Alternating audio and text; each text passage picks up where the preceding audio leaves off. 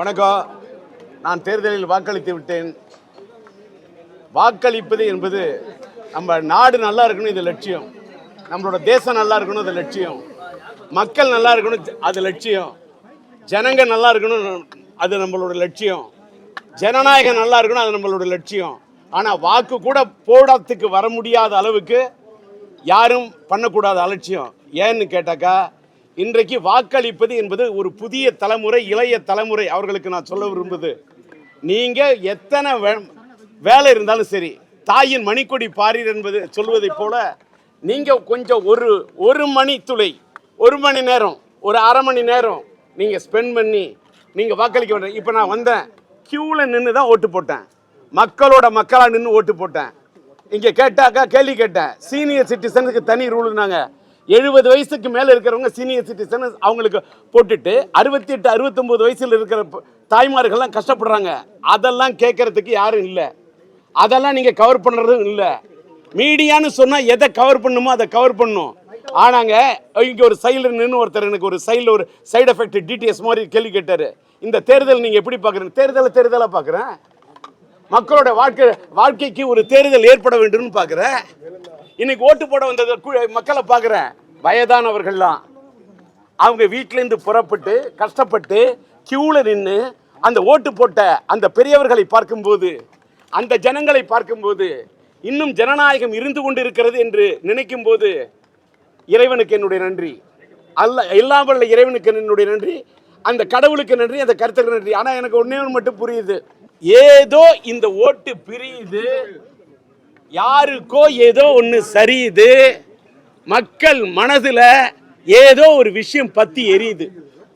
இது மட்டும்தான் இந்த தேர்தல் எப்படி பார்க்குறீங்கன்னா நான் அப்படி தான் பார்க்குறேன். இங்கே ஓட்டு போட்ட அந்த கூட்டத்தில் இளைஞர்களை நான் தேடுறேன். இளைஞர்கள் முகம் கொஞ்சம் இருக்குது. இன்னும் இளைஞர்கள் ஒருவேளை வேலைக்கு போயிருந்தா மறக்காமல் மத்தியானமாக வந்து ஓட்டு போடுங்க. எனக்கு ஒன்றே ஒன்றுங்க, நான் இதை பதிவு பண்ணிட்டு தான் போவேன். பதிவு பண்ணுறத உங்களுக்கு வாய்ப்பு இருந்தால் போடுங்க. ஏன்னா என்ன பேசினாலும் சில பேர் அதை அப்படியே போடுறீங்க, சில பேர் மாற்றி போடுறீங்க, சில பேர் சேர்த்தி போடுறீங்க, சில பேர் திரிச்சு போடுறீங்க, சில பேர் மறைச்சி போடுறீங்க, சில பேர் போடாமலே இருந்துடுறீங்க. ஆனால் போடுறவங்க போடணுங்கிறதுக்காக ஒன்று சொல்கிறேன். இன்றைக்கி ஒரு சட்டமன்ற தொகுதியிலாக இருந்தாலும் சரி, ஒரு நாடாளுமன்றத்தில் போய் நம்ம உறுப்பினர் ஆகணுனாலும் சரி, குறைந்தபட்சம் 20 கோடி, 40 கோடி, 60 கோடி, 80 கோடி, 100 கோடி, 110 கோடி, இப்படி செலவு பண்ணும் பல கோடி. தமிழ்நாட்டோட தென் தமிழகத்தோடைய கடை கோடி, அதுதான் தனுஷ்கோடி. ஏழை எளிய மக்கள் நிற்கக்கூடியது தெருக்கோடி. ஆனால் பதவியில் இருக்கவங்க சில பேர் குவிச்சு வச்சிருக்கிறது பல லட்சக்கணக்கான கோடி. ஆனால் என்கிட்டலாம் இருக்கிறது வெறும் தாடி.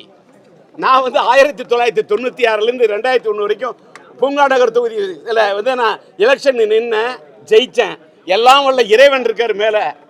அல்லேலூயா, பிரைஸ் தி லார்ட், அல்லாஹு அக்பர், ஆதி பராசக்தி, ஆஞ்சநேயா, அந்த ஆண்டவனெல்லாம் சொல்கிறேன். நான்லாம் ஓட்டுக்கு நோட்டு கொடுத்துலாம் நான் ஓட்டு கேட்கல. நான் கரன்சியை நம்பல, மக்களோட கரத்தை நம்பி நின்னேன். இப்போ கூட சில பேர் கரன்சியை தான் நம்புறாங்க, ஓட்டு போடக்கூடிய மக்களோட கரத்தை நம்பல. ஆனால் நான்லாம்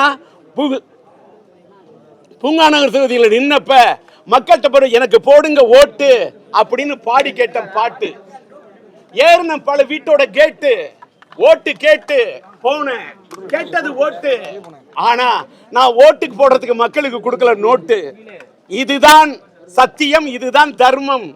அதனால இந்த தேர்தலில் எந்த மக்கள் காசு வாங்காம நோட்டு வாங்காம ஓட்டு போடுவோன்னு போடுறது யாரா இருந்தாலும் சரி, அவங்க ஒரு சுயேட்சை சின்னத்துக்கு போட்டா கூட சரி, அந்த ஜனங்கள், அந்த மக்கள்லாம் அவங்க தான் உண்மையிலே ஜனநாயகத்தோட உண்மையான தீர்ப்பை எழுத வந்திருக்கக்கூடிய தெய்வங்கள். அந்த மக்களுக்கு அந்த மகேசன் தீர்ப்பை கொடுக்க வேண்டும் என்று வந்த மக்களுக்கு என்னுடைய மனமார்ந்த நன்றி, லட்சியம் கலந்த நன்றி.